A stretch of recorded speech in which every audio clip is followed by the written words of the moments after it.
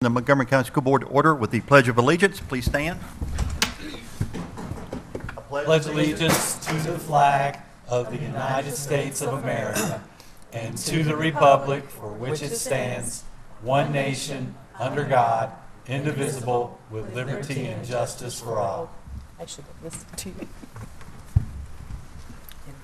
Good evening, board members and members of the audience. The first item on the agenda is the adoption of the agenda, and I need a motion to adopt the agenda. So moved. Second. Any discussion on the agenda as presented? Hearing none, all those in favor signify by stating aye. Aye. Any opposed? We now have an agenda. Next item is the capital planning meeting, and at this point, I'm going to turn it over to Superintendent Brenda Blackburn. Thank you, Mr. Jones. Before beginning the presentations this evening, I'd like to make some brief remarks. There's nothing better than being prepared and being forward-thinking. I say that in light of the fact that we are about to have an opportunity to think big and think long-range about not only our current facilities, but also about the future facilities that will be needed by our students and our communities. Some have asked, why are you doing this now? True, we are just completing $124.5 million of school construction at AHS, AMS, and VHS.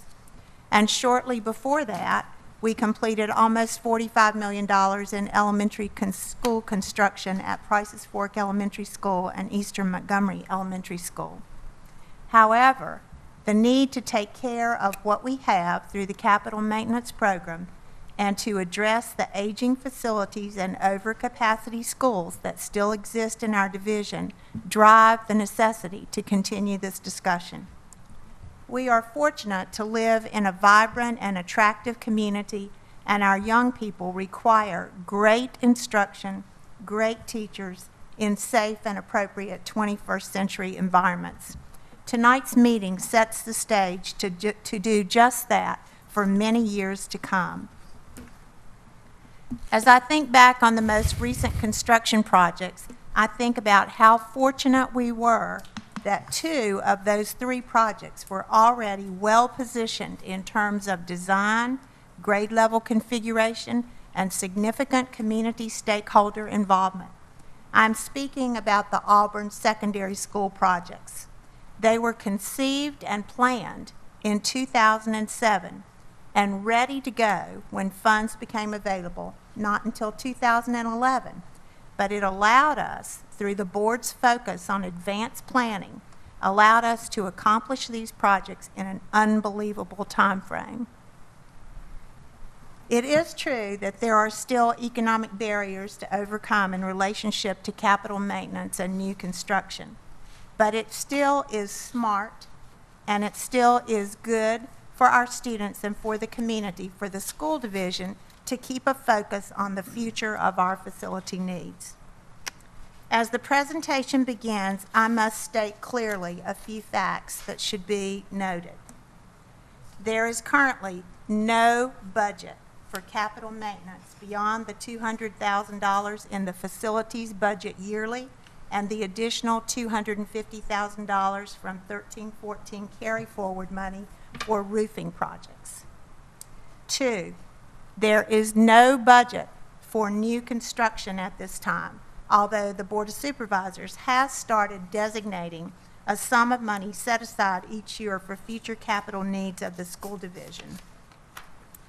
3rd, the indication to me from the county manager is that new borrowing may not be possible prior to 2022. And 4th, there are no properties currently owned or under consideration for purchase as future school sites. You have a huge document before you. And tonight, what we decided to do is to narrow the funnel and share only a few of the options from the large project book, knowing that after you've had an opportunity to look through it yourself, you may like additional presentations about some of the other options. But for the purpose of trying to begin the discussion, we felt the need to at least make some decisions about the priority processes and ideas to share. With that being said, it is critical to look to the future and keep the eyes of our county supervisors, our taxpayers, and community stakeholders focused on the needs of our children and the school system. With a plan, we can make progress, even if it isn't at the pace that we would like. Creating a picture, building support, and being ready when funds are available are critical to our future success. With those comments, we will move into a three-part discussion and presentation, beginning with Dr. Staton, who will make some overview comments, followed by Mr. Baronato with a preview of our new vision for capital projects from the perspective of small projects and preventative maintenance, and ending with JD Price, of OWPR, sharing an overview of the methodology of the Christiansburg feasibility study and a specific focus on the elementary school findings. Because it is such a lengthy presentation and discussion, I decided and spoke with the board chair about it to divide it into two parts. And tonight we'll do the elementary. And on November the 4th, for the first hour of the board meeting, we're going to set it aside to do the high school project so that you'll have an opportunity to fully vest your concerns and conversation. First about the elementary projects, which were your first priority, and then later about the high school projects. John. Good evening, Ms. Blackburn and members of the board. Tonight we are here to present you with information on our capital maintenance project plan and our capital improvements program. We will also provide feedback and possible options to consider resulting from the feasibility study on the Christiansburg school strand that was conducted by OPWR. The information provided tonight will help as you formulate your discussion while you consider future capital projects. Before I get started this evening, let me orient you to the material provided to you tonight. You have two reference binders. The first and smaller binder has three sections that are labeled and tabbed: Presentation, Executive Summary, and Appendix A. You may follow the presentation with the use of this binder.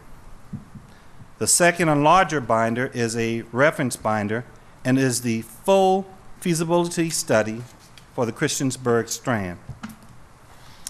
Some of the material in the binder is confidential and is for your use only. Let me just address that. Your binder has school floor plans in it. And as you're aware, we don't release school floor plans to the public. So we have a redacted version available from the Public Information Office for minus the floor plans. Members of the board, here's the agenda that we will follow tonight. The presenters will appear in the order shown on this slide.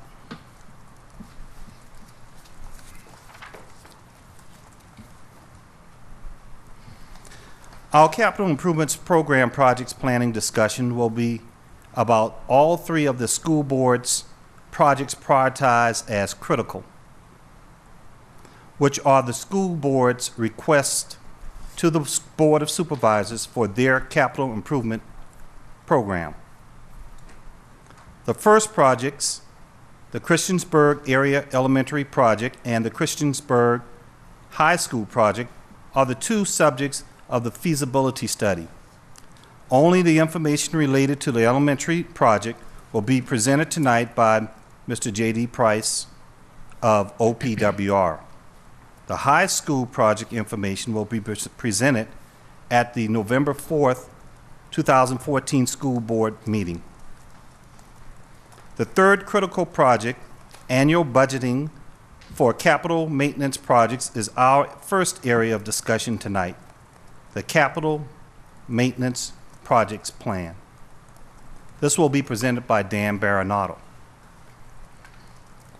Please note that the Cardinal Tech study was completed December 2012, and then presented to the school board January 22nd, 2013. It recommended an investment of approximately $2 million per year in our existing facilities. However, no funding source has been identified.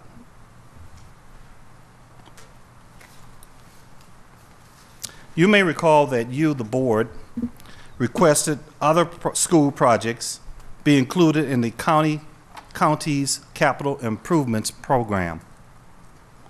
These are the projects you have prioritized as serious.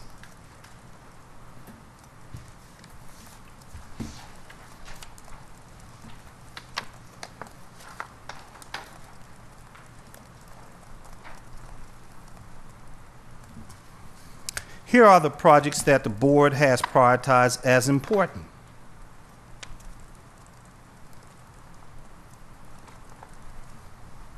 Over the past 18 years, the school board and board of supervisors have steadily been able to develop and complete projects prioritized in the capital improvements plan. In that time period, we have built 3 new elementary schools, 3 new middle schools, and 3 new high schools. Note, in 1999, we turned Reiner Elementary into Auburn Middle School. Additionally, we have completed large air conditioning projects, roof replacement, stadium renovations, a new home for the school board offices, and 2 other middle schools have received renovation and modifications and additions. Previous proactive planning and land acquisition have helped us achieve the successful project developments over the past 18 years. Planning thoughtfully for the future by identifying our desired end state and making sound fiscal decisions, we will go a long way to achieving our future goals. And with that, I will be followed by Dan Baronato. Thank you. So in the first segment, we've basically reviewed the established priorities that the school board has identified, the critical, the serious, and the important. And at this point, Dan is going to move us into talking about the creation of the capital maintenance project plan, which was basically your 3rd critical project in the project list. For the ease of the presentation and to create some cohesiveness, we've set aside specific areas in the presentation for discussion, question, and comments. So if you would bear with us, I think it'll give it a little more continuity if we do it that way. Dan? Good evening. Our previous capital maintenance project priority lists looked like this. The list includes projects that repair, replace, or upgrade individual building operating systems or components. It also includes other capital needs, such as security improvements and safety improvements. These projects address individual building systems as they wear out and must be replaced, so the facility functions until the time that it's scheduled to receive a major renovation or replacement project, such as the previously mentioned projects that Dr. Staten reviewed, the capital improvements program projects. One of our goals this year is to make the list more user-friendly, understandable, and descriptive using a new presentation format. Here are our proposed roofing projects in the new draft format. You see a picture depicting the project and a price tag with the currently estimated cost of construction. These 4 projects are sections of roof at Shawsville Middle School, Gilbert Linkus Elementary, Falling Branch Elementary, and the concession stand at the Christiansburg High School Stadium.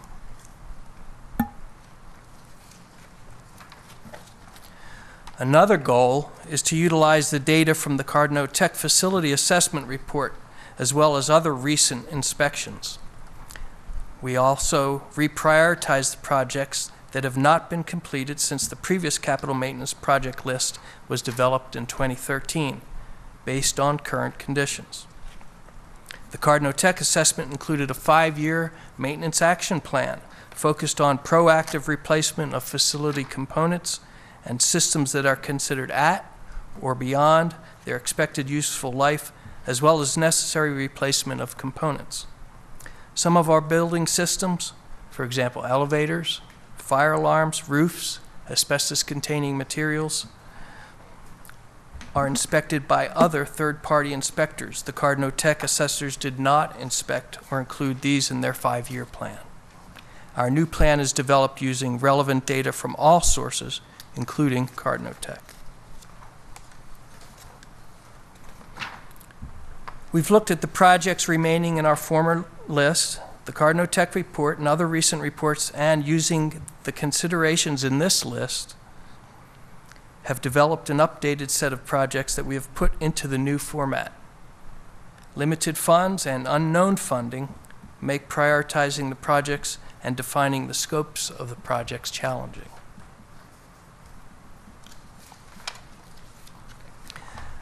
We've blended the Cardno Tech recommendations with other inspections and projects on the previous list and have developed a suggested set of projects in phases that cost in the range of $500,000 to $750,000.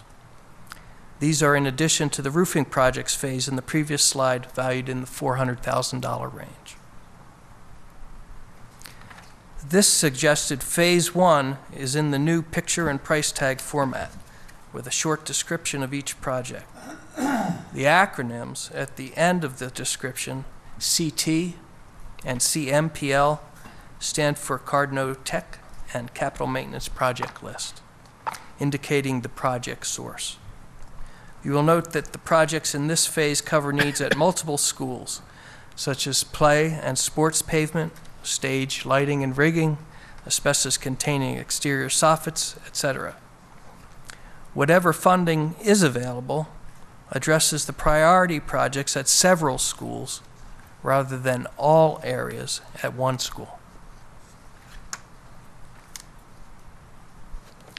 Phase 2 may look like this and include facility component replacement at individual schools, as well as repaving parking areas at multiple locations.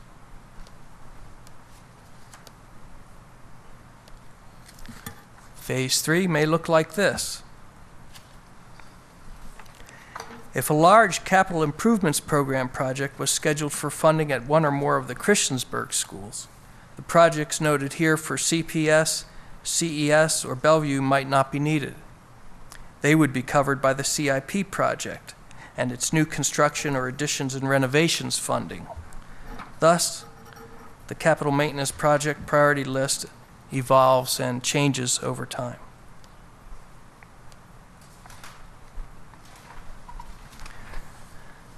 One project we need to consider is the replacement of mobile units, mobile classrooms, if they are not replaced by new construction or addition projects in the near future.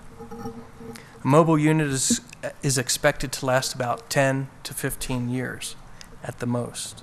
We currently utilize at least 14 mobile units that are at least 17 years old, with some as old as 25 years. It costs approximately $75,000 to purchase and set up a new mobile unit. It costs approximately $6,100 a year to lease a mobile classroom, plus $4,200 for setup and a $2,700 charge for removal at the end of the lease. Ramps, sidewalks, fire alarms, and technology connections are additional costs that must be considered above the cost of a lease. Mobile units are not meant to be permanent, long-term building solutions.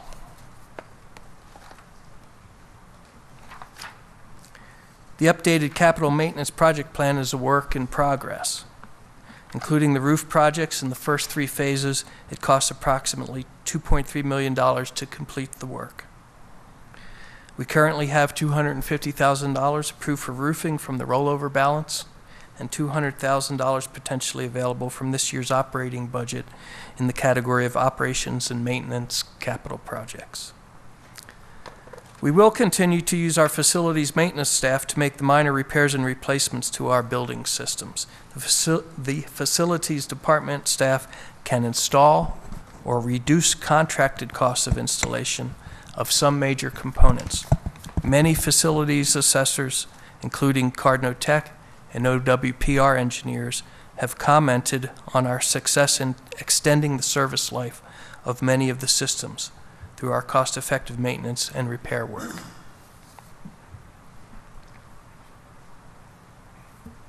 I can answer questions or discuss details or strategies as needed. I have a question. Do you consider the mobile unit cost in phase 3, or is that a separate cost? Separate, because we didn't price it in phase 3. You did, so it's not in. It's not. It's not So priced. none of the 14 units that are 17 years older are considered in any of this, as far as budget? No, they're not. That would be something that we would be open to discussion with the board. And one of the reasons that Dan consistently reinforced that it's a work in progress is because decisions that are made about future new construction could very likely negate the need to replace portable classrooms and negate some of the priorities that are listed even in phase 1, 2, or 3. So it has to be a fluid document bouncing off of the idea and the fact of when and if do you have funds to begin to do more extensive projects than just the $450,000 that we've identified for this year. Where are these mobile units at? The mobile units that we have remaining after we move Auburn Middle over to the new school Let me will be be at Christiansburg. Okay, let me be specific. Yes. The 14 that are over 17 years old. I have the list there. Some are at Falling Branch, some are at CES, some at CPS, and Christiansburg High School. That's where we have the mobile units. Where again? The 4 Christiansburg, Falling Branch, Christiansburg Elementary School, Christiansburg Primary School, and Christiansburg High School. Let me add on, how many total units do we have?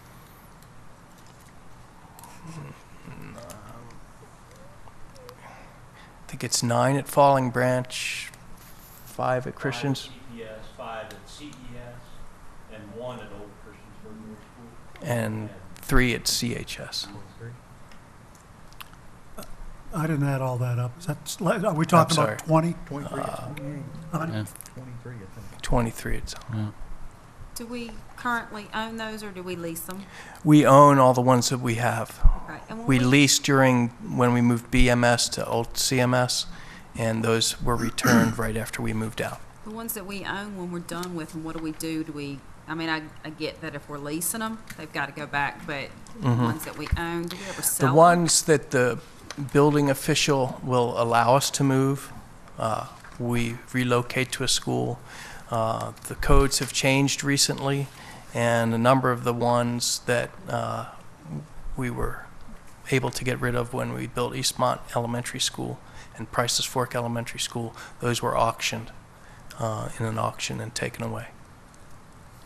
And of the 14 units that are 17 years or older, do you have any that you just hold your breath and go, please last another year? Yeah. Or, I mean, They are Or don't mostly, we're constantly repairing the roofs and the walls. We had one we found last week where the window, it's a little aluminum window, the sill leaked, and we had to clean up inside the wall underneath it and replace the wall. It's just the type of construction it is. so do we ever consider the law of diminishing returns on all that? I mean, is it worth it That's to go out and replace it as opposed to spending all the money on it? Well, we We tried to, definitely yes. consider the law of diminishing returns. So we are usually doing minor, continuous Yes. maintenance for the portables that we own. When we have one, recently we replaced one at CPS. Falling Branch Yeah, that, that was in pretty bad repair with one that came out of Auburn Middle School, I Yeah. think. So when we recycle them as we have opportunity to replace one with a better condition portable from another school. Do we still have the one that was condemned at Falling Branch? that's there. It was in the middle of all those mobile units, so we're using it as storage. Okay. Not for classroom. But Is not that for correct? classroom.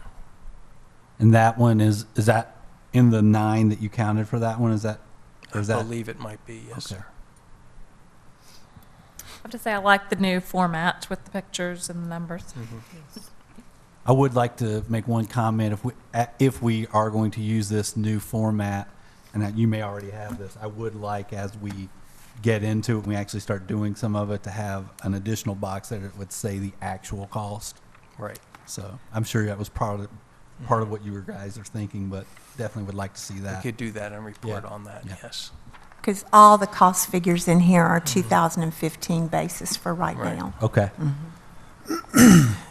So if we have 23 units, at one time or another, it has cost us over $1 million at one time or other to either purchase them, repair them, or do something. And I'm looking more probably like $1.5 million. And we continue to put, in my opinion, we continue to throw good money after bad money. Because once we put money into that thing, it's an elephant that, what are we going to do with it? And obviously, we have to use it until it becomes condemned, and then, because we can't move it, we have to use it for stores and stuff like that. Am I correct? Let me answer that. You know, part of it is, Who's that? what he said is, they're not supposed to be permanent. But what happens in a community where your building ability does not reach the pace of of portables, you're replacing what should be permanent space with a temporary solution, which is the portable.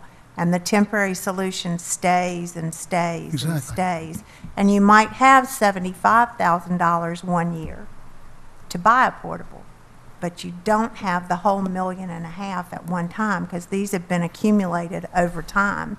So you can have the short-term money, but not the money for the long-term permanent solution, and that's how you get in the portable business. Exactly. But the point is, we need to replace a bunch of them. Did you say? 14. Is what he- Yeah, so, Ideally, yeah, yes. exactly. So, Preferably with permanent space. Right. We've moved them around. Some of them have been 2 or 3 different places. From the old Blacksburg Middle School, we had a lot there. Penny remembers. A lot there before we built the new Blacksburg Middle School. We had some at Old Christiansburg Middle School. A number of them at Eastmont Ellison Lafayette Elementary School. And we're in a lot better shape now than we were 16 years ago. We had more than 50. And I hope- because of all the construction we've been able to do, so. I hope you're not defending them, because my question to you would be, would you rather put your money into portable units or into a classroom? That's a redundant question. But how could you build something for 75,000? You can't. Yeah. I mean, and if I'm not right, I mean, and not that Christiansburg Elementary strand was in line, but since we had the roof collapse and had to build Blacksburg, that moved them up. So that's why all the mobile units, if I'm not right, are in the Christiansburg strand. See what I'm saying? Is that, They're am the I ones correct that are by left. saying Yes. that? Yeah. Yes, ma'am. They're the ones that are Or left. see, Christiansburg Elementary would have been the next in line, correct? Yes, we've had them in every strand, Right. and now But, uh, so like we're the last standing, so we've got them all right. which is why the Christiansburg projects are the critical projects. I like the new format. I think the pictures are, as they say, worth 1,000 words when you Yep. can see the pictures and what you're talking about. Absolutely. I would encourage that as you list the picture, maybe next to the dollar amount, indicate what the overriding priority might be. Is it safety? Is it physical condition? You know, as I look through this, Yeah. I'm making a determination, well, this is obviously, like the rigging here and the lighting and the wiring that's obviously a safety issue, and we need to be aware that the cable hopefully won't break, but may break just because of its age. Yeah. Well, in the case of the electrical panels, once they get so old, it's very difficult to find parts for them. Right. So Would they be out of code too? Would it be a code compliant as well? they're grandfathered Okay. under the old code. Okay, I think we learned a lot with Blacksburg about things being grandfathered and previous codes, and we don't want to live underneath those. And when inspectors came in and, looked at our buildings after that happened, we ended up with millions of dollars of repairs that we had to do to bring things up to current code. So if it's not at code, then that grandfather word really scares me when it comes to construction in this county.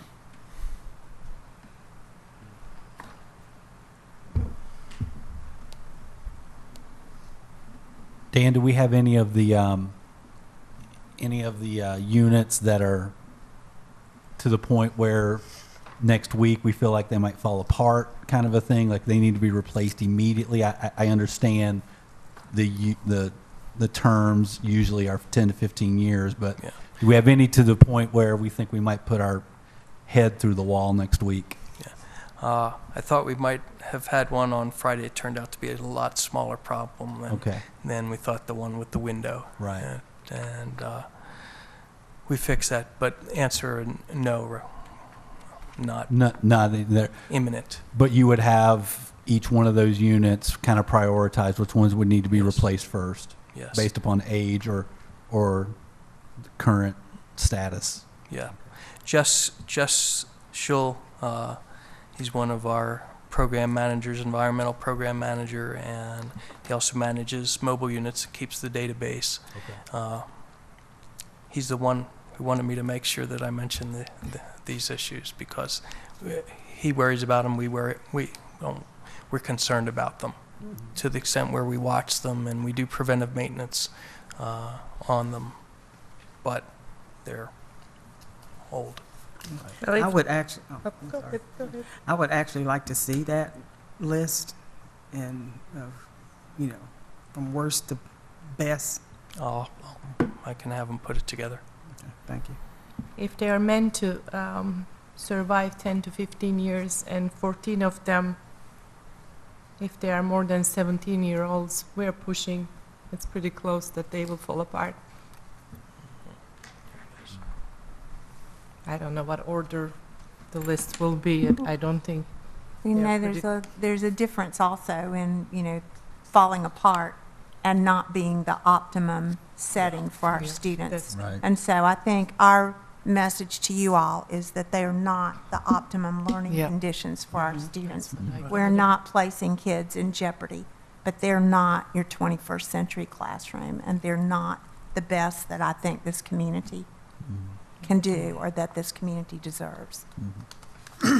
So in the three phases, and I'm tagging along Ms. Franklin's concern, we've got 4 electrical panels and 2 boilers. Now if these are code compliant issues, we say they're grandfathered in, and I agree with her, we did a lot of, quote, hearing that. I think that if we went to the county or whoever we need to go to and say, we've got, a code issue that needs to be brought up to code like we did with the roof structures, they fall in the same lines, and we need to find the funding for that to get those up to code and make sure that these boilers and these electrical panels are updated. These Not are repeat sins of the past. These are not actually in that situation. That situation was, the previous one was when we needed a classroom in an open space planned building, or in some of the buildings, CES, Gilbert Lingus, Margaret Beeks, they were semi-open space, and 20 years ago, everybody said, we can't teach very well, can you put the 4th wall on and the door? The code compliance was, it was supposed to have been non-combustible construction, concrete block or metal, and we did it with sheetrock and wood studs, and that's what we had to remove. Okay. Where these original panels were installed to code, and they're therefore grandfathered. So would you say they've outlived their life expectancy for the most part? Right, that's So what, they're in the that's the point that replacement cycle. Cardno Tech was making. Part of the Cardno Tech. And when you do replace things throughout a building, sometimes it's not considered a maintenance replacement, it's considered a system replacement, and then the system has to be brought up to codes. The Cardno Tech report points out that a number of our electric panels are in rooms that don't give the modern work distance requirements that are allowed. So under the original code, they fit fine in the room and meet that, but if you went and replaced them, you may have to put them all in different locations so you get the workroom around them to the code. Just a quick, coding is different in different jurisdictions, am I correct? Most of them, Blacksburg has a much more... not really. There's a Virginia State Building Code. Each Okay. jurisdiction can add to that, That's but the my minimum point. requirements are Okay, State Building Code. right, but they can add to that to make it More restrictive, not less. more difficult. I look at it as more difficult. So Blacksburg has different coding than the rest of the county. Well, there's two types of, Enforcement. there's building code and there's zoning. I'm talking building Code. code. Building code, no, it's basically the same. They don't really have any different add-ons than Christiansburg or the county to the statewide building code. They're very diligent about enforcing it, so, which they should be. It's my understanding that that's not really 100% true, but that's another story. Well, let me ask you this. When we get a building permit, the county is the one that comes and inspects, correct? It depends which jurisdictions it's Okay. in. If it's in one of the two towns, Christiansburg or Blacksburg, their building official is responsible to inspect it. But it's, If it's out with those two towns, then the county. but it is the same code. Their It's the same their codes are Right. not any Right. different. Correct. What's different is the zoning codes, the zoning regulations. One may require that you have, like Blacksburg, a tree for every 10 parking spaces, you have to have a tree in the 11th space. Town of Christiansburg doesn't require a tree, and that's a zoning Right.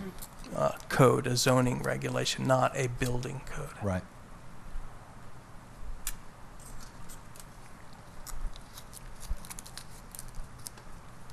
Just to elaborate on code for a second.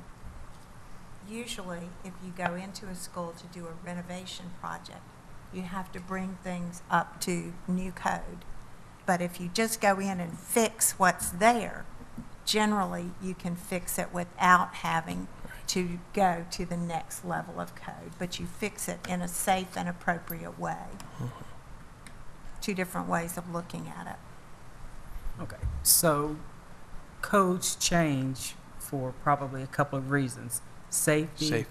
And just working conditions, or is it just safety? It's primarily safety, and they change every 3 or 4 years, would you say? Every 3 years. Every 3 years. It's new information, lessons learned. It's what happens.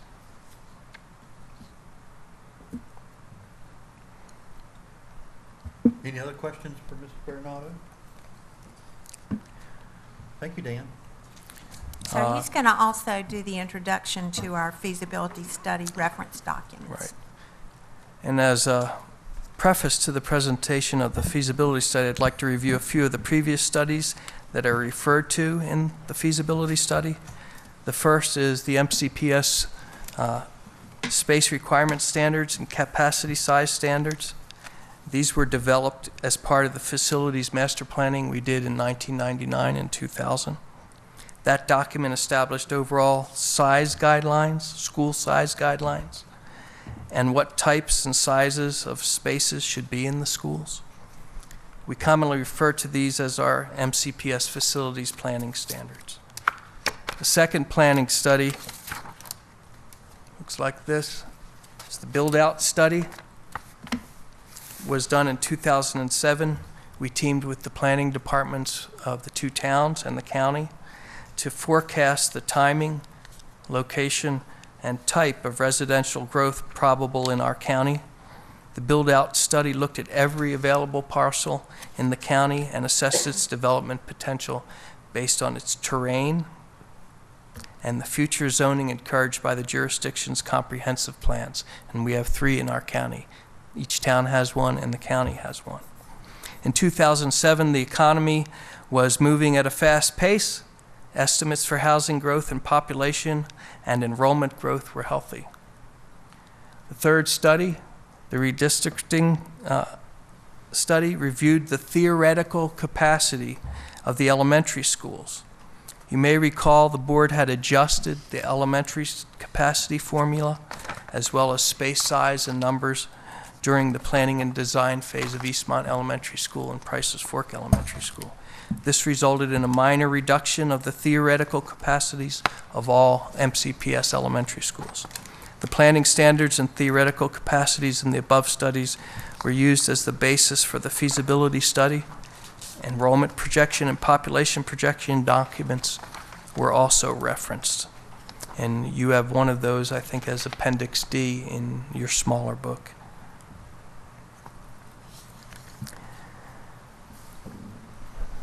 Our facility planning standards give us a range for elementary school size to plan within, and that's 200 to 730 K-5 students.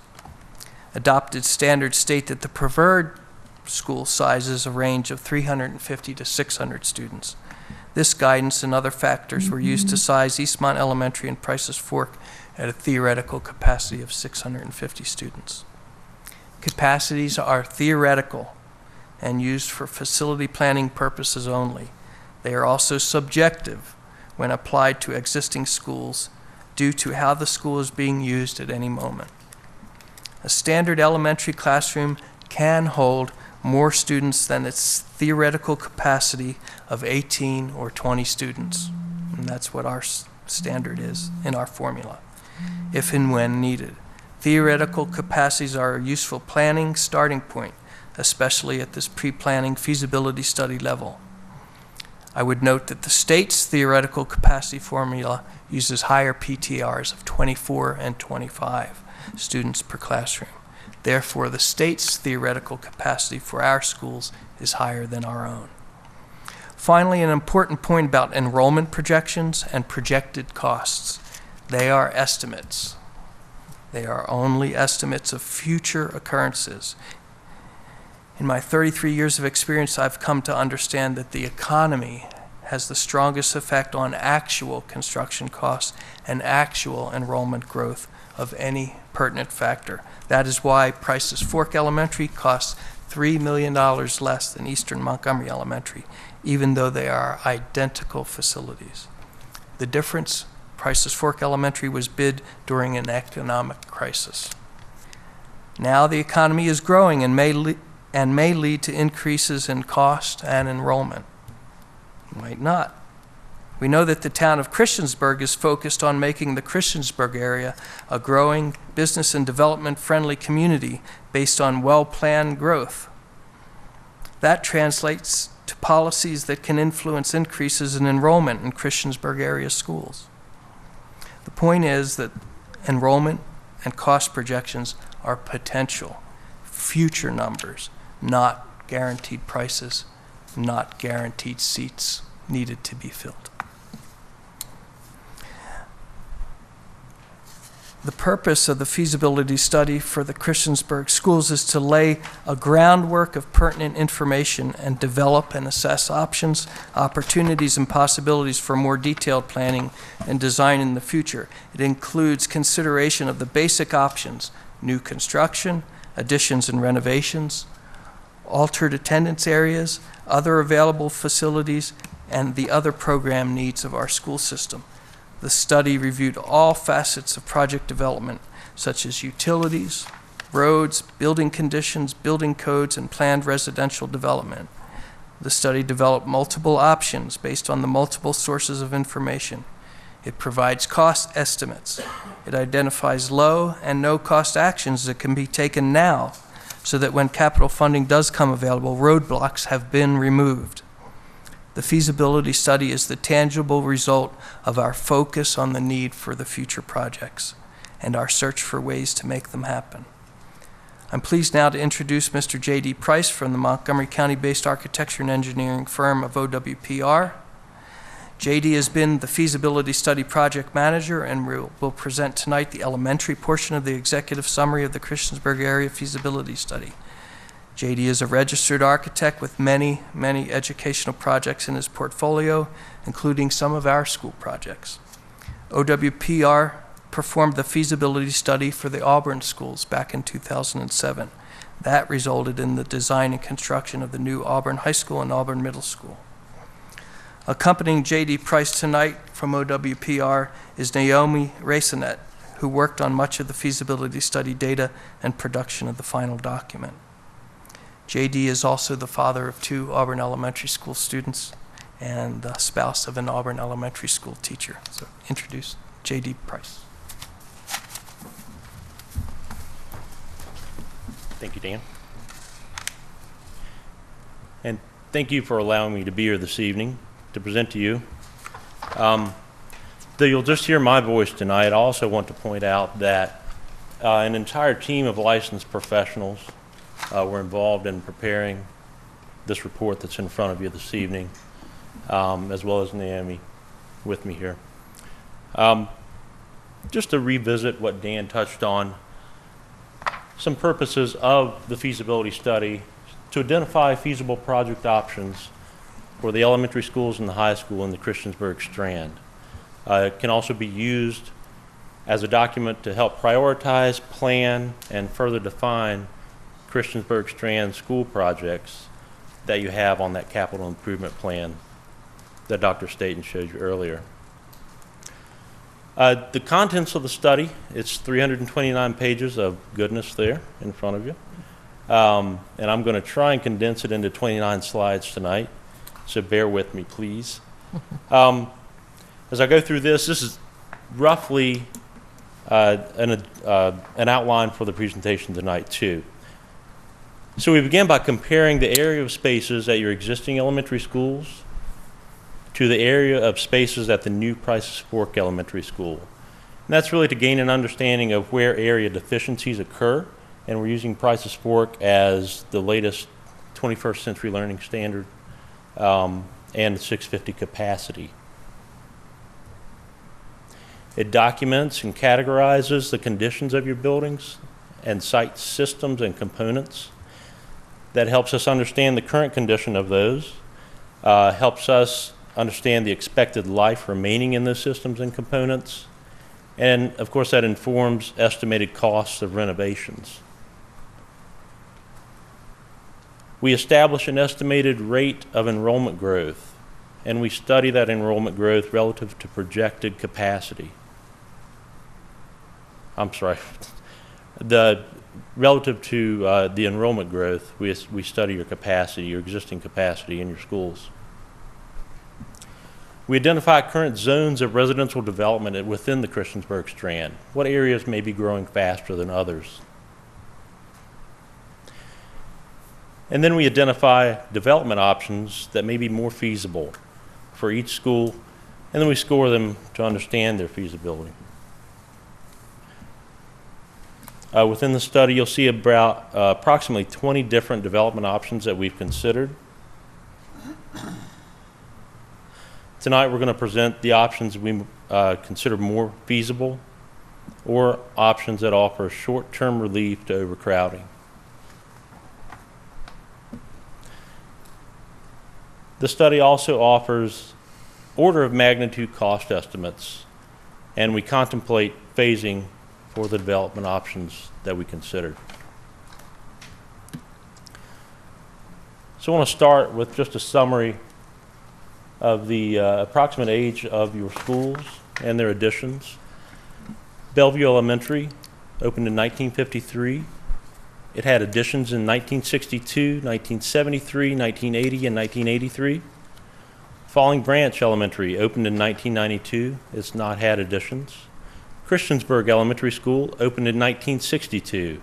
It had an addition in 1964. Christiansburg Primary School opened in 1972, and it's not had additions. Christiansburg High School opened in 1974, and there have been no additions there. The former Christiansburg Middle School, or old CMS, opened in 1934 originally as a high school. It had additions, or the other buildings were built on that campus in the 1940s, 1950s, and 1960s. When that school became Christiansburg Middle School in the 70s, there was a renovation. And then there was just a renewal of select components when Blacksburg Middle School had to occupy old CMS in 2010. So the average age of construction among those buildings is 49 years.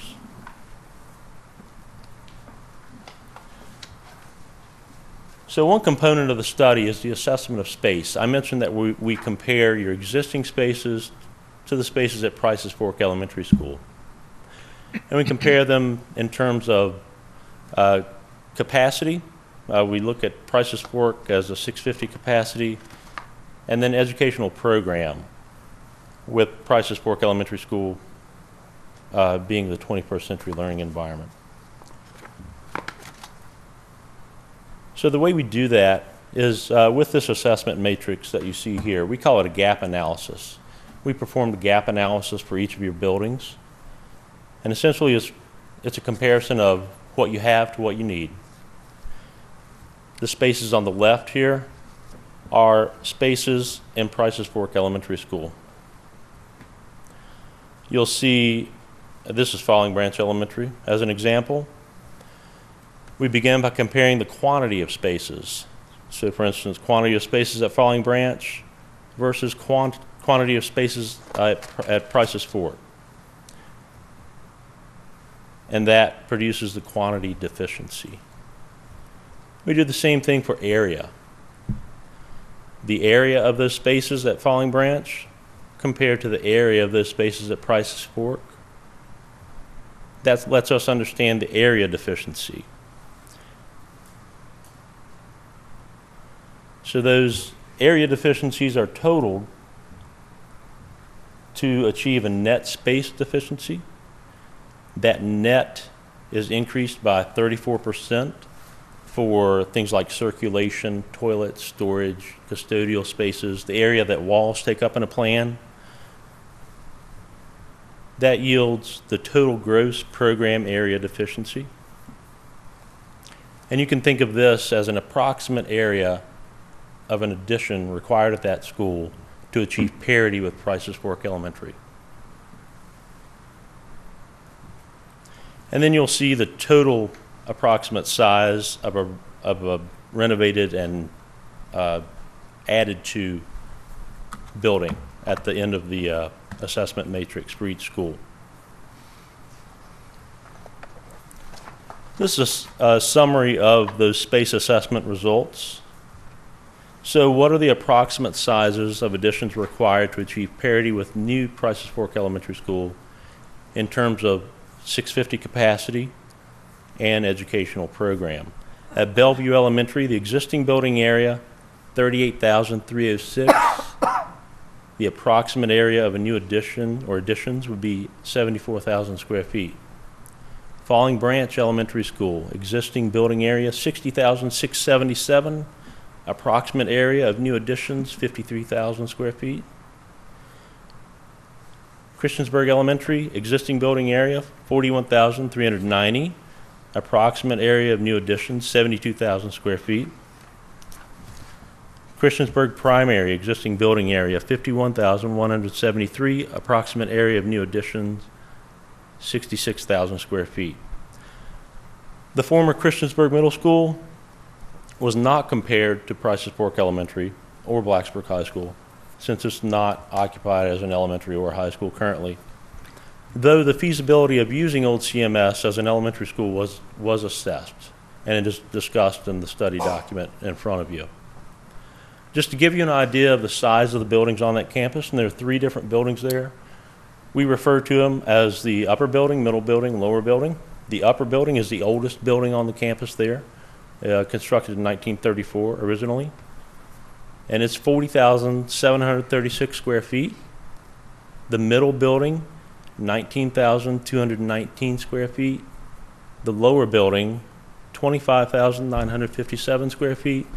The total area of those three buildings is 85,912 square feet.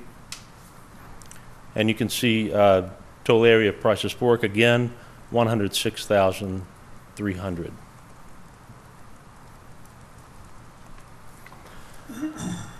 Just want to talk a minute about why are larger schools needed. It's not only because of increasing enrollment. Just want to look at what's been added to the realm of public education since Old Christiansburg Middle School was built in 1934. The 1940s saw business education, art education, music, drama, speech, half-day kindergarten, school lunch program. The 50s expanded math and science ed, driver's ed, expanded art and music ed, family life. The 60s, advanced placement programs, Head Start, Title I, adult education, and career education. The 70s saw drug and alcohol abuse education, special education, Title IX, the school breakfast program. And the 1980s, keyboarding and computer ed, English as a second language, full-day kindergarten, at-risk preschool programs, alternative education, expanded health and psychological services. The 1990s saw CPR training, inclusion, expanded computer ed, distance learning, tech prep, and school-to-work programs, expanded talented and gifted programs, dual enrollment, assessment, and at-risk and dropout prevention. And the 2000s saw increased safety and security, No Child Left Behind, health and wellness programs, and Race to the Top. My wife likes to remind me that since the 40s, the school day has not gotten any longer either. So the next ingredient of the study is assessment of condition of the buildings. And to do that, we have an assessment matrix here. We begin by determining a component or a system in the building. We have a list of those on the left, and you'll see this for each of your buildings. We then determine the expected useful life, and we use a reference called the Building Owners and Managers Association, or BOMA standard, to establish that expected useful life of those components and systems. We establish the current age of those components or systems and define the expected useful life remaining. And that allows us to assign that component or system a condition category. And it's one of 5. The first is immediate replacement required. It's a life safety concern.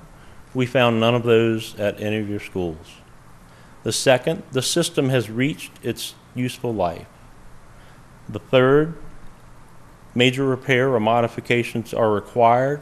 It could have some useful life remaining. Number 4, minor repair required. Or the 5th, it's just a general maintenance item. So as a summary of the condition assessment, as you recall,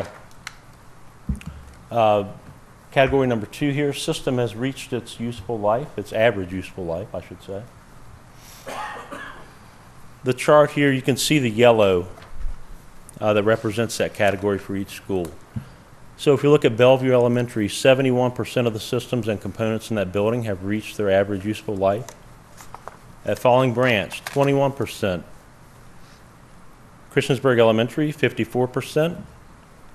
Christiansburg Primary, 57% of components and systems have reached their average useful life.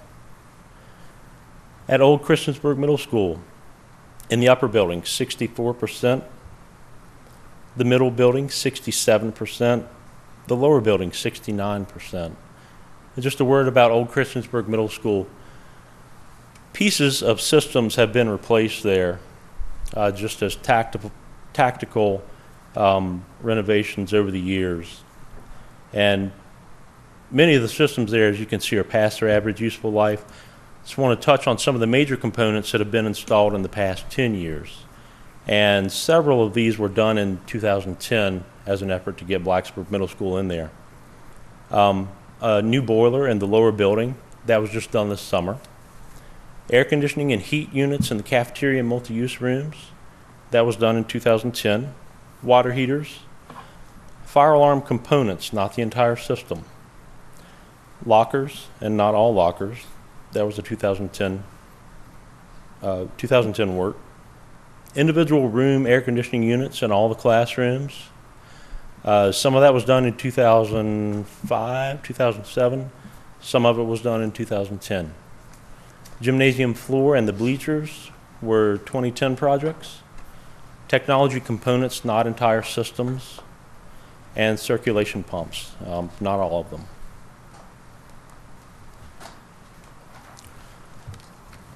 So another ingredient is understanding current enrollment and the capacity of your schools. The enrollments listed here are from March 31st of this year, and the capacities are from your previous studies. Bellevue Elementary, there are no mobile classrooms there. Enrollment is 278, capacities 222, is 25% over capacity. Falling Branch Elementary School, 8 mobile units, 1 mobile unit for storage. Enrollment of 522, capacity of 446, 17% over capacity. Christiansburg Elementary School, enrollment of 422, capacity of 366, 15% over capacity. There are 5 mobile units there. Christiansburg Primary School, enrollment of 452, capacity of 396. That's 14% over capacity. There are 5 mobile units there.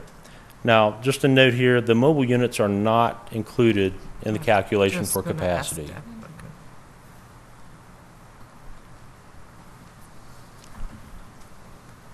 So the next ingredient, enrollment projections. Now, to establish an enrollment, projected enrollment growth, we referenced the 2007 and the 2012 studies that Dan previously mentioned. The 2007 study projected an enrollment growth of 2% per year. Of course, that was before the recession. Times were great. 2012, that study projected an enrollment growth of about 0.4% per year. And that's end of the recession, things not looking so great. We also looked at the Weldon Cooper Center population projection for Montgomery County. That recent study yields a 1.2% per year projected growth, population, not enrollment. That same study defines 1.7% as a population growth for the town of Christiansburg. Using those 3 studies, we concluded that an average projected enrollment growth to use as a planning tool should be 1.5% per year, non-compounded. And that's for the Christiansburg strand. You can see here on the chart a representation of what that enrollment growth looks like compared to your current capacity. So the line in blue at the bottom here is your current elementary school capacity in the Christiansburg strand, 1,430. Currently you have 1,674 students. In 2024, that's projected to be 1,925. 2034, 2,176. 2044, 2,427. Now, we also wanted to understand where growth is occurring in the strand. So we referenced the town of Christiansburg and Montgomery County subdivision and building permit applications. And this map represents current subdivisions under construction in the county and the town. It also includes townhomes and apartments. You'll see in the north, basically here are the three catchment areas for the Christiansburg Strand. The northwest region, we're calling it, is the Bellevue Elementary area. There are currently 153 single-family homes under construction there in large developments. The central area, that's CES, CPS, has 340 single-family homes, 46 townhomes, and 80 apartments. The southeast region, southeast attendance zone, has 58 single-family homes. Now what's important is that area that's shaded. Just to orient you, the Newer Valley Mall is right here. So within approximately 1 mile of the mall, 52% of the single-family homes being constructed in the Christiansburg Strand are being constructed there, plus 46 townhomes. That's a total of 335 total units currently under construction.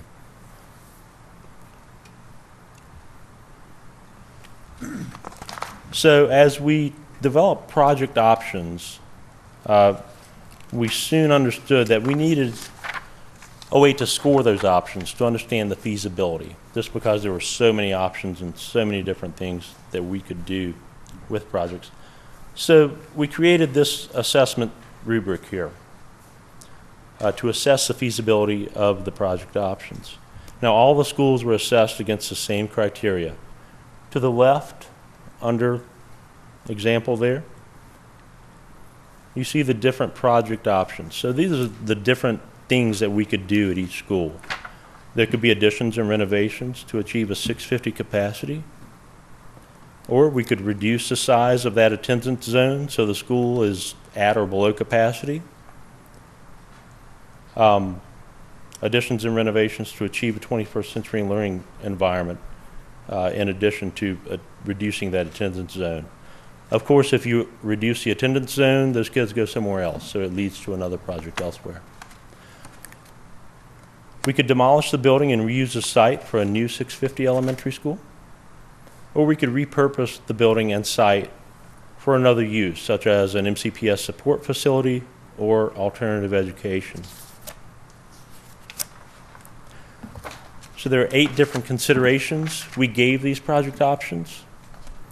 The first is site size, and you can see the different green, yellow, red are the different scores that each of these considerations received. I won't go through all of those, but site size is the first consideration. Second is existing building design. Is the building lend itself to additions and renovations easily? The third, utilities. Are utilities readily available? Fourth, zoning and location. Is the location central to the need? Are there any zoning hurdles there? Fifth is cost.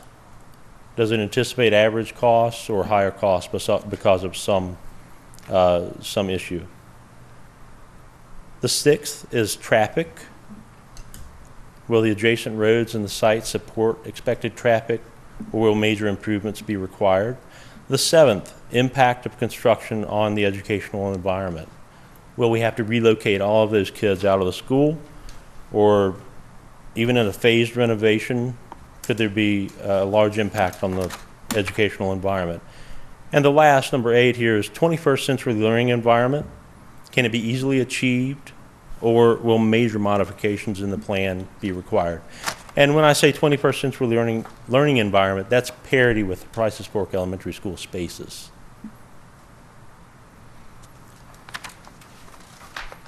So these yield a feasibility score for each one of those project options that I mentioned. And these range between less feasible, moderately feasible, or more feasible. So the more feasible options at each school were used to create strand-wide development options that I'll show you tonight.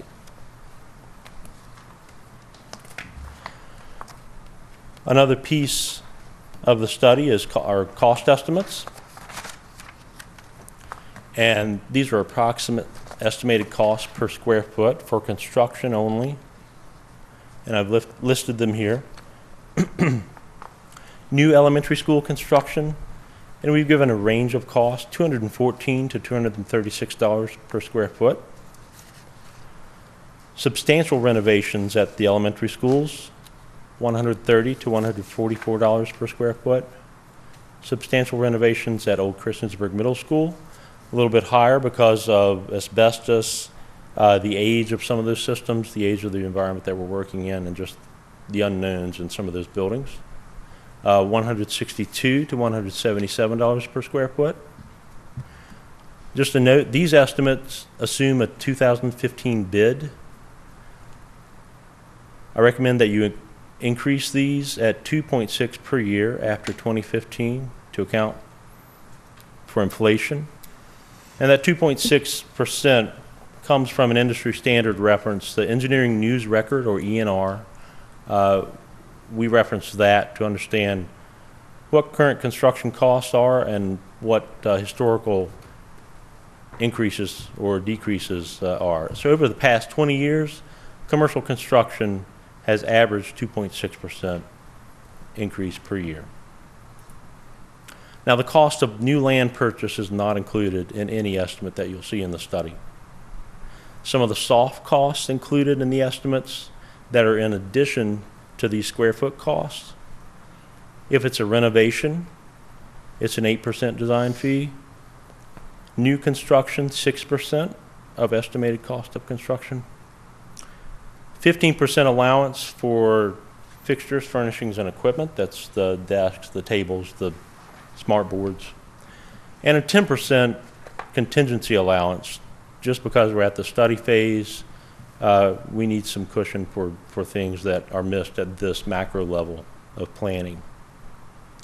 Now, some of the sources for this. Recent bidding activity, not only by our firm, but other firms in the state. Virginia Department of Education cost records, our own bidding history, OWPR, and ENR that I referenced. A couple of very recent data points for you to consider is a new Lexington Elementary School that we bid in August of this year was $217 a square foot. A new Frederick County Middle School up near Winchester that bid in September 2014 at $240 per square foot. And you can see that in relation to Price's Fork Elementary in 2010, which was $147 per square foot. I know that's a tremendous increase. We've been trying to catch up with our cost estimates. We've been caught flat-footed several times in the past year on bid day because we just can't keep up with inflation. Are there questions regarding the process? Anything I've covered so far? Well, I have one question since we just talked about Price's Fork and their square footage. We mentioned earlier that that was an anomaly because Yes, sir. we would never, even if the conditions were the same, you wouldn't have been able to build that school as cheaply or as inexpensively as we did. Right. Okay. Absolutely. So is it fair to use that as a comparative analysis because it was considered to be somewhat of an anomaly? Not as a cost, no. Okay. I think the most recent data is going to be the most accurate data.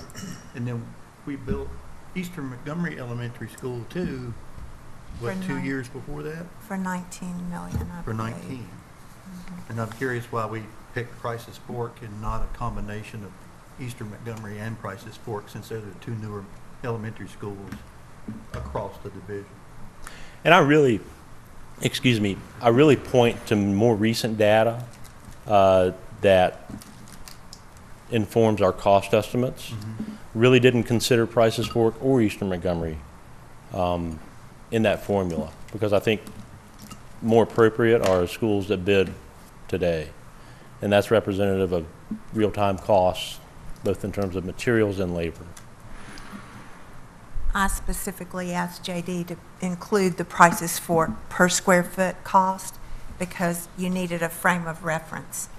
And if you take 214 a square foot and multiply it by the number of square feet in Price's Fork, and you add up these other things, it came to about $35 million. Was that correct, JD? Yes, it was a range of 2015 Price. So a $22 million school. In 31 and a half to 2015. 35 million. How much? 31 and a half to 35 million. Yes, Okay. ma'am. It was somewhere in the range of 31.5 to $35 million, and that's why I wanted you to see that per square foot cost for Price's Fork, because it gives you a comparison of how much is the cost going up. Right. Along that line, you've used Price's Fork, except current enrollment and capacity. You did Bellevue, Falling Branch, and so what is it with Price's Fork? What's the capacity and what's the enrollment? Do you have that? The capacity is 650. The current enrollment there, I may need some help through here. Close to 450, I think.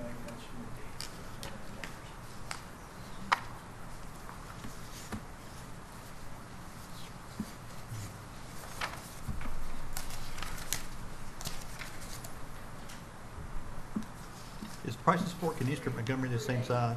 Yes. Okay. 380. 380? So capacity 650, enrollment 380. Wow. Yeah.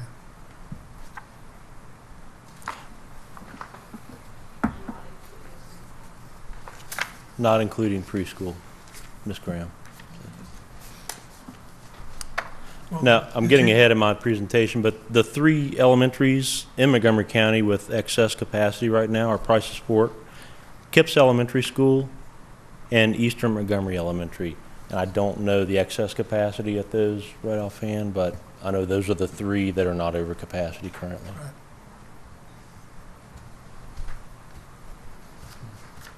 Thank you. Yes, sir. Are there So other do you, questions? based on your experience, do you see the price of this stuff continuing to go up and up and up? I do, yes. I recently met with Branch, the construction group that's currently building all your projects here, and Shockey, a group of contractors out of Northern Virginia, and both told me the same thing. They're having the same struggles with material costs, not so much labor, but material costs are just wildly increasing, and they don't see necessarily a stop, but maybe a more gradual increase in the future.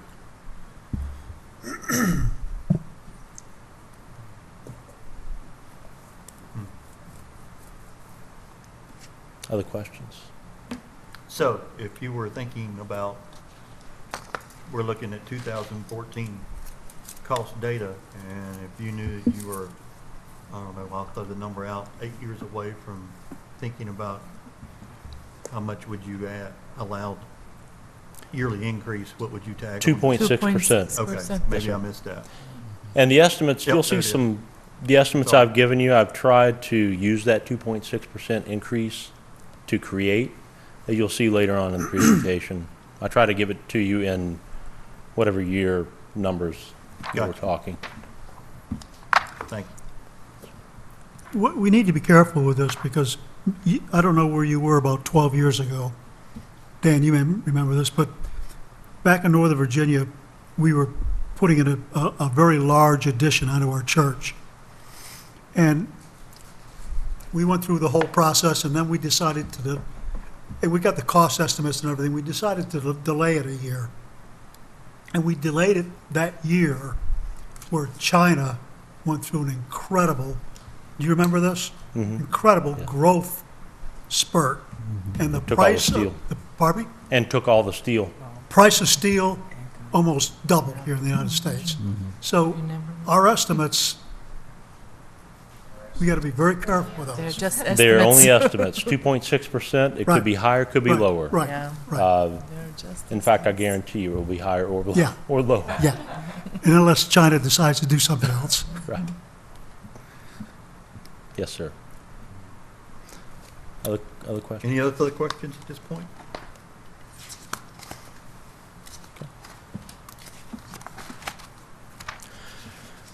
So as I mentioned, the more feasible project options at each school were used to create strand-wide development options.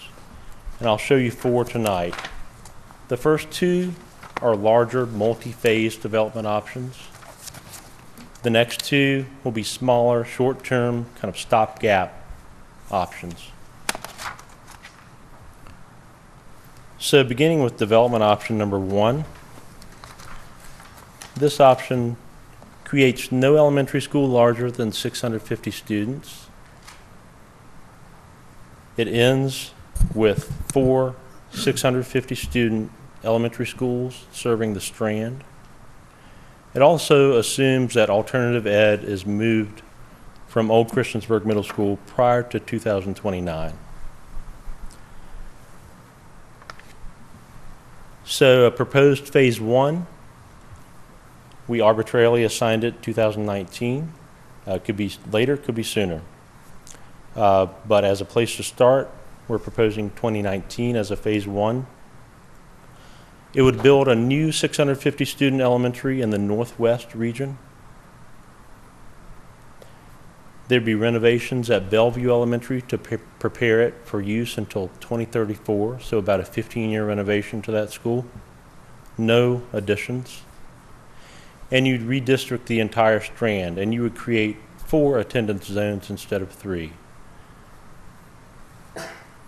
The capacity achieved by that would allow you to eliminate mobile units at all the schools. Capacity achieved would be 2,080. Now, if we look ahead to the next phase, which will occur, we're proposing 10 years later, that's 2029. The projected enrollment in 2029 is 2,051. So we've accommodated that 10 years of projected growth. The cost, and these are 2019 numbers that use the 2.6 inflation factor, 39 to 45.5 million. You'd expect funding in 2016 to allow time for planning and construction. The next phase, phase 2, we're proposing in 2029. It would build a new 650 student elementary school on the old Christiansburg Middle School site. It would require those 3 buildings be demolished to achieve that. We would propose that you'd repurpose Christiansburg Elementary School as Montgomery County Public Schools Technology Department, or it could serve another purpose. We'd also propose that you surplus or repurpose Christiansburg Primary School at that time. We also propose that additions and renovations occur at Falling Branch Elementary School to expand that school to 650 student capacity. And we redistrict, we propose that you redistrict potentially only the south central and southeast areas of the Strand. Capacity achieved by this phase would be 2,172. That would carry you essentially for 5 years of projected enrollment growth through 2034, when the enrollment would reach 2,176. So in 2034, we're proposing phase 3. Phase 3 would build a new 650 student elementary in the north central region. You can see it, the blinking star is there. That's not an actual site. That's in the middle of 460. We have not looked at a school site. That's not my farm either. We'd surplus or repurpose Bellevue Elementary at that time. So that's 15 years of use that you'd expect from that school. And potentially, you could only redistrict in the north central and northwest regions. So the capacity achieved by this phase would be 2,600. That would accommodate projected enrollment through 2050. And that has a price tag of 47 to 54 million. And again, that's in 2034 dollars. You'd expect that to be funded in 2031. So again, upon completion of this development option number 1, you'd have 4 650 student elementary schools serving the Strand. And you'd have 4 separate attendance zones. The next development option, number 2, this would build 900 student capacity elementary schools. It also assumes that alternative ed is moved from Old Christiansburg Middle School prior to 2029. The first phase, again, creates 4 attendance zones. It would build a new 900 student school. It keeps 3 attendance zones. It builds a new 900 student elementary school in the northwest region. You would surplus or repurpose Bellevue Elementary. You'd redistrict the entire strand. And again, this first phase, you would eliminate all of the mobiles. You'd create a capacity of 2,108. That would carry you, again, for 10 years to the next proposed phase in 2029, when the projected enrollment is 2,051.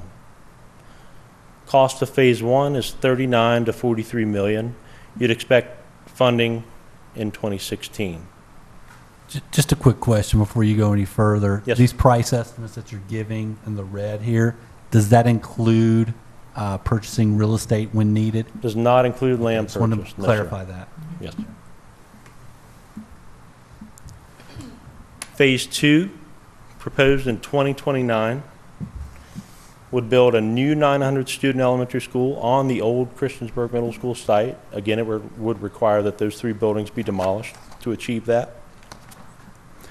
It would repurpose Christiansburg Elementary as an MCPS technology support facility or another use. And we propose that you surplus or repurpose Christiansburg Primary at the same time. And you'd redistrict the entire strand. Again, the capacity achieved by this option, 2,246. That carries you not 5 years now, but 10 years to the next phase, a phase 3, which would occur in 2039. Projected enrollment then is 2,302. The estimated cost of phase 2, $47 to $52.5 million, and again, that's in 2029 dollars. Does not include any land purchase. A proposed phase 3 in 2039 would be a renovation and additions at Falling Branch Elementary School to create a 900 student school there. And you'd redistrict the entire strand. That would create a capacity of 2,700, and that would accommodate projected enrollment through 2055. You'd expect funding in 2036 for this phase, and the estimated cost of phase 3 is $40.5 million to $44.5 million. And again, at the end of development option number 2, you would have 3 900 student elementary schools that serve the strand. 2 built new, 1 is Falling Branch Elementary renovations and additions.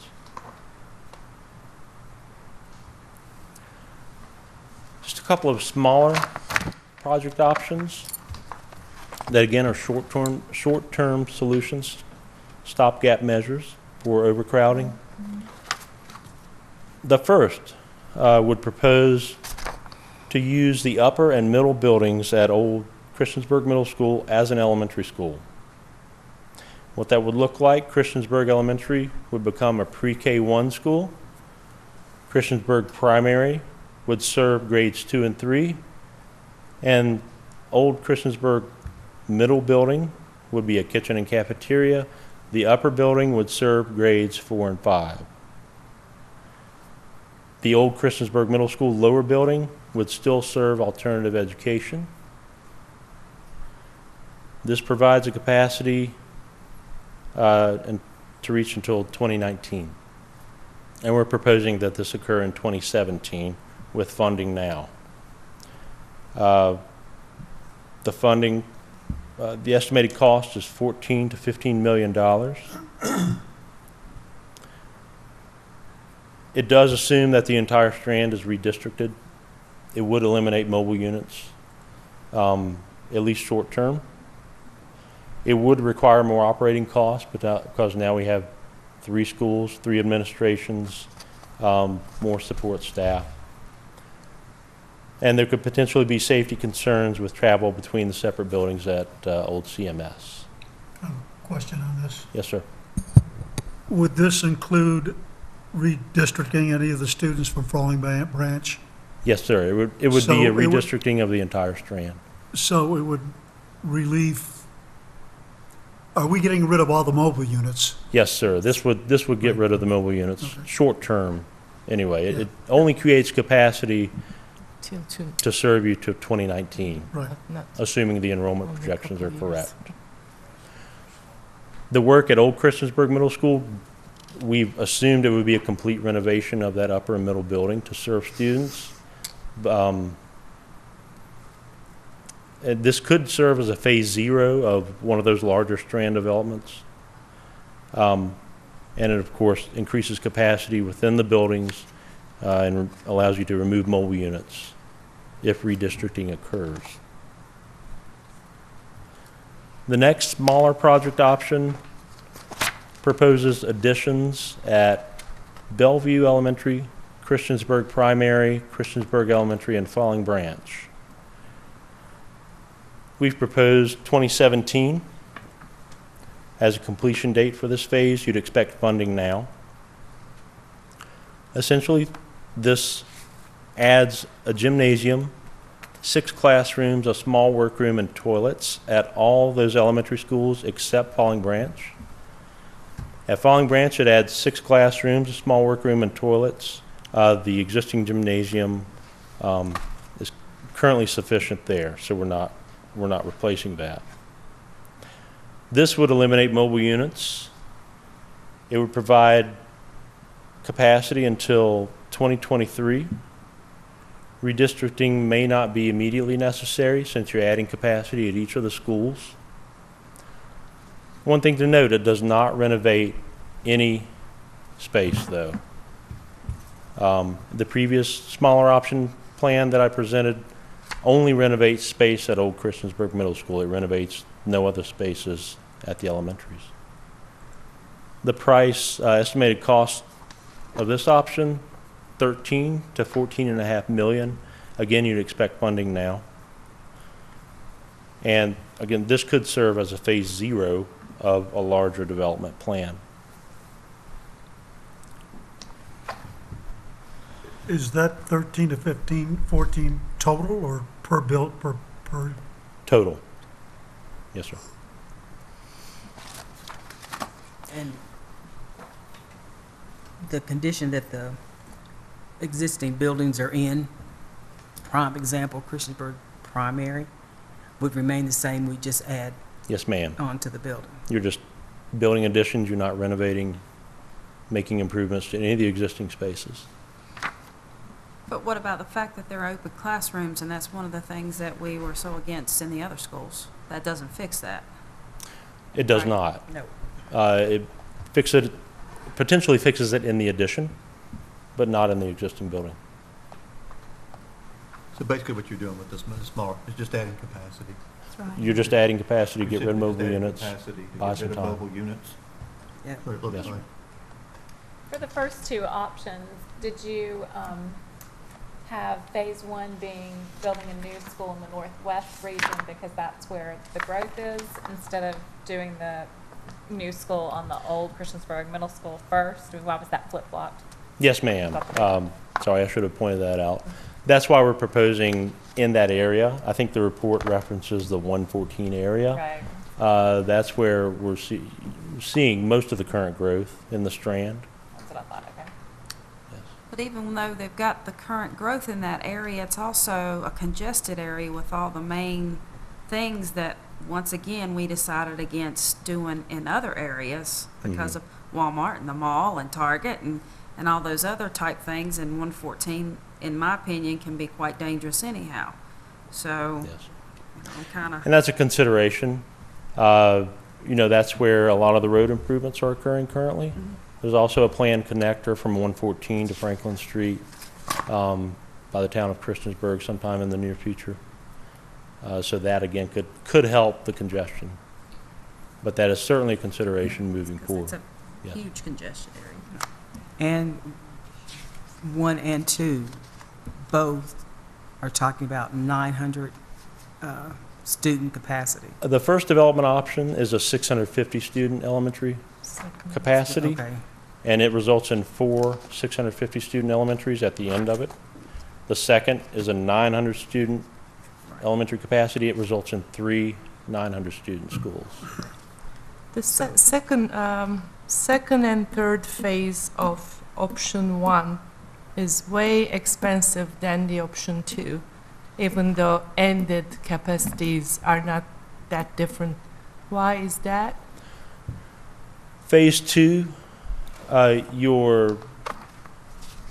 only are you building a new 650 student school, you're also doing a substantial renovation at Falling Branch Elementary School and building a large addition there. Okay. And then phase 3 of that option, you're building 650 student elementary in 2034. In the option 2, phase 2 and 3 don't have a major school building. Is that what you're saying? Phase think that's 2 what it and is. development option number 1 also not only builds a new school, but it has a substantial renovation project that's part of Yep. that, with a very large Because addition. I was wondering why we have to pick option 2 versus option 1 if the end result of the phase 2 and 3 in both options number-wise same. Right, So that's the major difference. Okay. Yes, ma'am. Okay. So at Bellevue and Falling Branch, is there room, how much room is there to expand those buildings and still keep our standards and the state standards as far as green space and Right. everything else? The small additions that are proposed in that smaller project option number 2 could be accommodated. A larger addition that could accommodate 650 kids, Bellevue Elementary, there's not enough room to do that, even if additions are 2 stories. Some of the problems there are impervious areas that you would create would be over what would be allowed by the Montgomery County zoning ordinance. You'd have to request a variance. It's unlikely that they would allow that. Another is the parking that's required for a school of that size could not be accommodated on that site with the building additions and the play fields and everything else. So at Bellevue, if you wanted to expand that school to 650, you'd have to purchase more property to do that.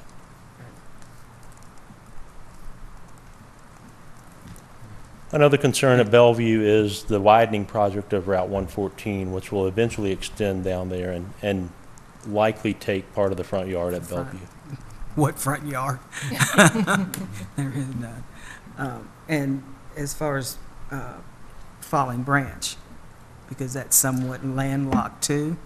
Falling Branch, actually, just to give you an idea of site sizes here, the Falling Branch site is 21.6 acres. A site, even for a 900 student elementary, according to your planning standards, you'd want a 19-acre site. So there's plenty of land at Falling Branch to expand. Okay. How far does that push, or how close is that push to the companies or the already established businesses that are in that area? It builds, I think we propose, and I'm sorry I don't have the site plan in front of me, we propose additions, if you're facing the school, the main entrance, we propose a small addition to the left side, on the left side of the building, and a pretty substantial addition on the right side of that building. The building was planned for additions on both of those sides, and utilities were stubbed out for that planning. And those are the details that are in the big book. You can look, and it shows you exactly where the new space would go in these options. If, Conceptually, yes. I understand with all the renovations of the different schools, that it's something that you would be looking at in the near future, but why, if you only add 6 classrooms to each school, basically you're just eliminating the immediate problem. There's no room for any growth in that process. And you know as well, once our cookie's dealt, it's dealt. So that's my concern. You know, Right. I like that idea, I just think it needs to be more elaborate than what it is. Right, and that's why it may serve as a phase 0 of a larger development option. Right, but that usually doesn't pan out, you know, and that's my concern. Right. Where if it were a bigger addition, then it would Right. maybe be something more, you know, Okay. workable for me. Okay, But so the focus of the, I'm sorry, go ahead. the possibility of building a new building facility on the Christiansburg Elementary and Christiansburg Primary site and do K through 5, or pre-K through 5. At one We did- point, I believe there was enough land there to do that. We did find that as a feasible option. The problem becomes, what do you do with those kids during construction? And with old Christiansburg Middle School sitting immediately adjacent almost to those sites, we chose to propose construction on that site. There is enough room on the Christiansburg primary site, using some of the Christiansburg Elementary School property as well, to build not only a 650, but also a 900 student school. And you'll see conceptual site plans of that in the study. Well, I'm just going to say right now, a 900 capacity schools is not something I would ever be in favor of. We don't have it in any other strand, and I just can't imagine 900 kids in a school at that age group. You know, not in this county. Let's put it that way.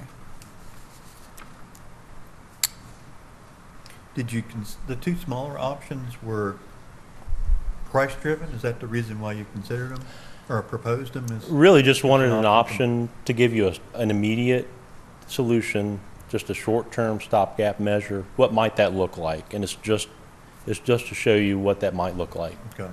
Yes, sir. With the caveat that they're funded very quickly based on. Right. Right. One other thing I didn't care for me was the alternative school being on the same site, if that choice was made, because that's not a choice we made for any other area in the county, and I don't think it would be fair for us to make that, you know, for Christiansburg. So with that being thrown into the mix, for my opinion. Right, and that's a consideration if you Yeah, that's- relocate them where to. Right. And there may be some cost involved in relocation. Right. And one other thought that popped into my head, all the phase 1, 2s, and 3s all require redistricting to achieve the capacities? that you Yes, have? they do. And where the two smaller phases do not require redistricting? The first would, because you're only adding capacity in that Christiansburg primary, Christiansburg elementary area. The second would not, because we're adding capacity at all of the elementary schools. Okay. So of all the options on the table, there's only one that wouldn't require redistricting. Right, The rest of them would, and the reason, and you do that because you have to achieve your capacity. right. Because we're building different places within the strand, and you just have to ship students around to take advantage of that new capacity. Okay? Yes.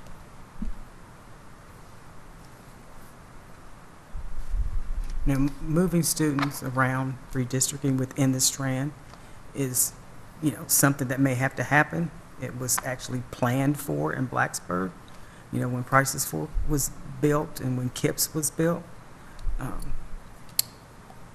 I just have a big concern that the children in Christiansburg won't have the same experience in a building at the same level as we have in the other strands. I just can't imagine adding on to my words, crappy buildings that we have right now and leaving children in that mess when there's a better alternative. It may cost some money, but I just can't imagine doing that. I just can't imagine that.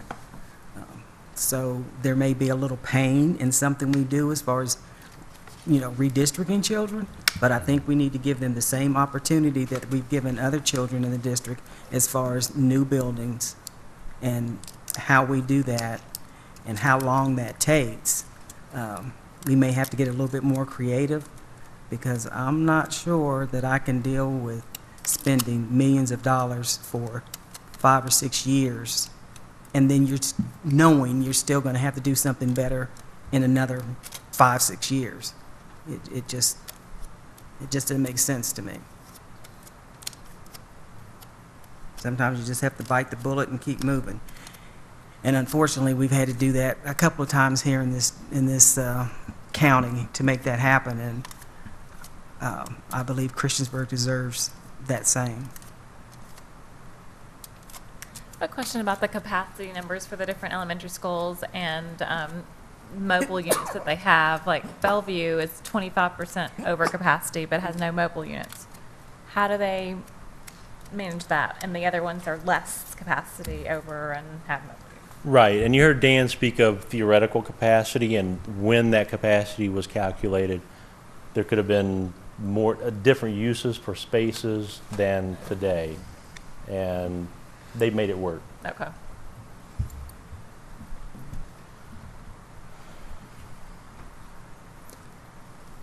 Other questions regarding the options? You have some options on how you found the money?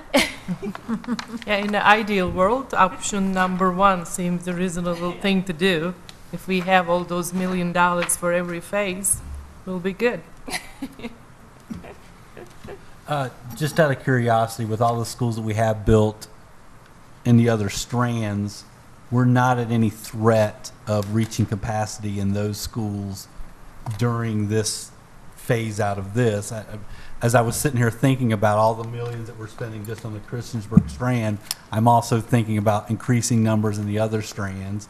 And this doesn't even include the high school at this point. So are we good capacity-wise in the other strands? Well, I think it's more than a capacity question. If you go back to your projects and how you categorized them, critical and serious and important. As I recall, I believe that there were some Blacksburg elementaries in the important phases. So I don't remember the exact enrollment projections, but again, if you figure by the, if you're looking at these dates in 2019, those schools are going to be 5 years older also. So their relative needs get ratcheted up. Doesn't mean anybody passes anybody. It just means as we stand still, the needs become greater. Right. And as you said, I know we're not talking about Christiansburg High School, but they also want to be just like the other districts, and they want to have a new high school too. So That's the next feasibility. right, that's what I said. I don't want to. I'm not trying to get off on that, but just making that comment in that phase one when we've got all these millions spent in the next couple phases. Yeah. We got a high school that they deserve just like the other strands. Hope for a big snowfall. Yeah. No. Not even go there. No, that's not the right way to do it. I'm just going to No. tell you something or another. I don't even see that as being funny on any level. On any level. Thank you for this great presentation. Yeah, Okay. it was a very good presentation, easy to follow, so. And just appreciate as a result of the study, have some suggested considerations, next steps, and potential future actions for you. Considerations. Number one, to help overcrowding, will MCPS consider redistricting to reduce the quantity of students in the Christiansburg strand by sending current Christiansburg strand students to schools that currently have excess capacity elsewhere in Montgomery County? And we talked about those. That's Price's Fork Elementary, Kipps Elementary, and Eastern Montgomery Elementary School. Number two, will MCPS change their planning standards to allow elementary schools with up to 900 students? The third consideration you might consider, will MCPS pursue short-term solutions to overcrowding in the Christiansburg strand that eliminates mobile units? If so, how long will that short-term solution be in place? Some of those solutions we spoke of tonight: additions at all or some of the existing elementary schools, using old CMS building or buildings as an elementary school, replacing existing mobile units, New mobile units, a different type of structure, a sprung structure, a modular building. Number 4, if the existing old Christiansburg Middle School building or buildings will be used as an elementary school, what level of renovation should occur in the occupied spaces and to the site there? Will buildings be connected if more than one building are used? Will the alternative education program still occupy a building on the old CMS campus? Number 5, if the existing old CMS building will not be used as an elementary school, how long will old CMS be in use? That, of course, affects the amount of maintenance funding required for the property. And what functions will be accommodated at old CMS while it's in use? Currently, the Christiansburg High School uses it essentially as their auxiliary gym. They use the gym there. And of course, alternative education programs are housed in that lower building. Some next steps, of course, the first is to review the feasibility study findings for Christiansburg High School. We'll do that on November 4th. Potential future actions.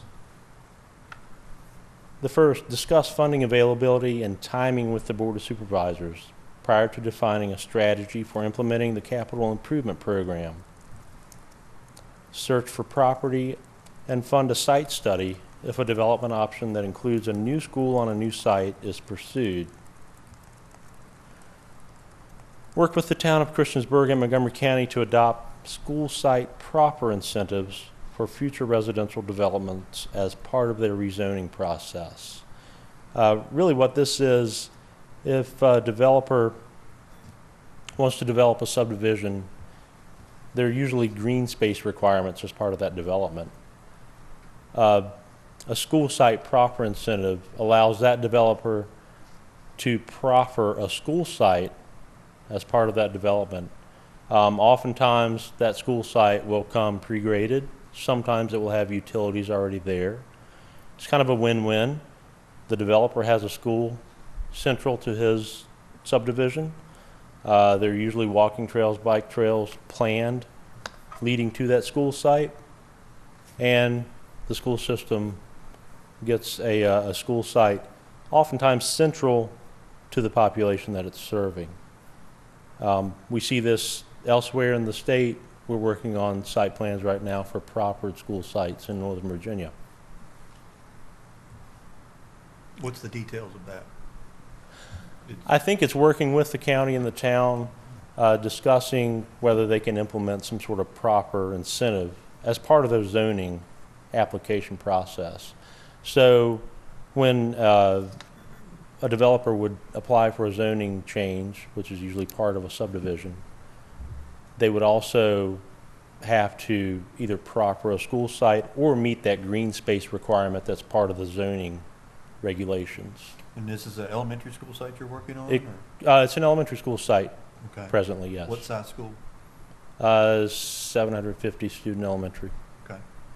So the site, though the school system has some cost in the development in this particular situation, the site will come pre-graded.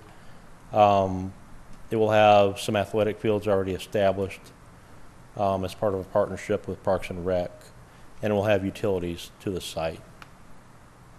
So who owns the site? It becomes property of the county or school division. But the developer prepares it. Right, Okay. right.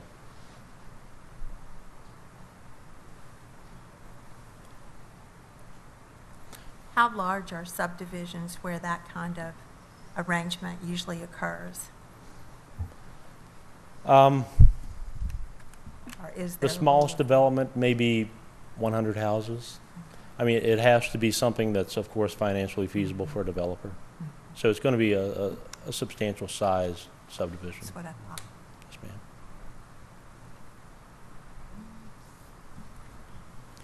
And the next, ultimately determine how this feasibility study aids you in defining a strategy for implementing those capital improvement program items that you saw earlier. And lastly, I can't stress this enough. I recommend that you update the key data points, and that's the enrollment projections and the cost estimates at least every 5 years to ensure that you have continued accuracy in planning. And that concludes my presentation. Thank you very much. Thank you. Excellent. Appreciate your time. Appreciate both everybody's effort on that. Good information. Thanks. Sombering information at times, but good information. Is that it? You've got your agenda. Yeah, let me get back. Log But back. that concludes Does that conclude what we got? part 1, and part 2 is November 4. Okay, the next item on our agenda is agenda prep, and you see that tomorrow night we have another board meeting, and there's an agenda there. I would remind the board that we do have a closed session in the agenda, and we will be discussing the superintendent's evaluation, and we'll be discussing some other business items that we do need to reach a conclusion on tomorrow evening, if in fact that means we have to return back to closed session after the regular session to finish the discussions. Because I think it's very important that we bring conclusion to those topics. And with that, I ask a motion for adjournment. So moved. Second. All those in favor signify by stating aye. Aye. All, any opposed? We are adjourned. Thank you, everyone. Travel home safely.